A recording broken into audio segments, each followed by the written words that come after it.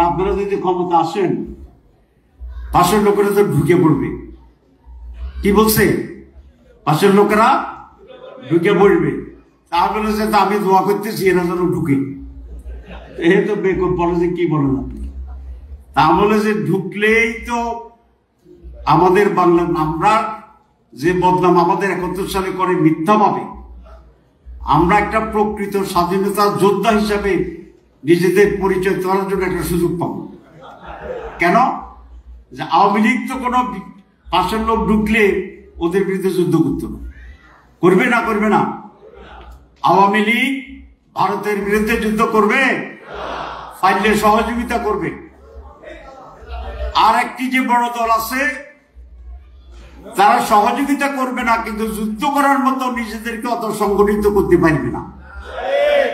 তাহলে যুদ্ধ করলে সংগঠিত শক্তিকে, তাহলে আমরা হবো খাঁটি মুক্তিযোদ্ধা। কথা বুঝছেন না? বুঝছেন না? বুঝছেন? তাহলে ক্লিয়ার? জি জি, ইংরেজিতে। তো তাহলে একটা খাঁটি মুক্তিযোদ্ধা হওয়ার একটা সুযোগ তৈরি হইব ইনশাল্লাহ। 2, আমরা কমপক্ষে 5 মিলিয়ন যুবকেরা তো ভারতের বিরুদ্ধে স্বাধীনতা যুদ্ধে আসবে। কি বলেন? এটার 2 ভাগ করে দেব। 1 ভাগ গেরিলাতে যাইব, গোড়াতুন নামলেই লাঠি দিয়ে ধরব। লাঠি কি জায়েজ না না জায়েজ? আমি সবসময় জায়েজ কথা বলি। ঘোড়া থেকে নামতে পারবে না ইনশাআল্লাহ। আর বাকি অর্ধেকের কি করবো? ওটা নিয়ে আরো বিস্তৃত বিস্তৃত বিস্তৃত জায়গায় চলে যাব। পুরা রিজনে স্বাধীনতার যুদ্ধ শুরু হবে। রাসূল ইসলামের যে হাদিসের যে গাজওয়ায়ে হিন্দ, সেটা বাস্তবায়নের মহাপরিকল্পনা হবে ইনশাআল্লাহ। ঢুকলে ভালো না খারাপ?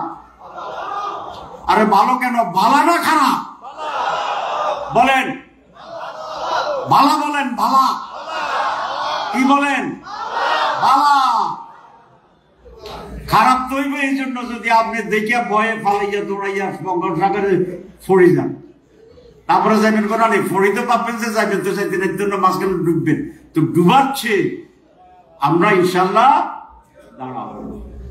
কোন শক্তির পক্ষে বাংলাদেশে গ্রাস করে টিকে থাকা সেই পরিস্থিতি ইনশাল্লাহ হবে না, হইতে দেওয়া হবে না, হইতে দেওয়া হবে। ভয় পাইয়েন না। শেষ কথা।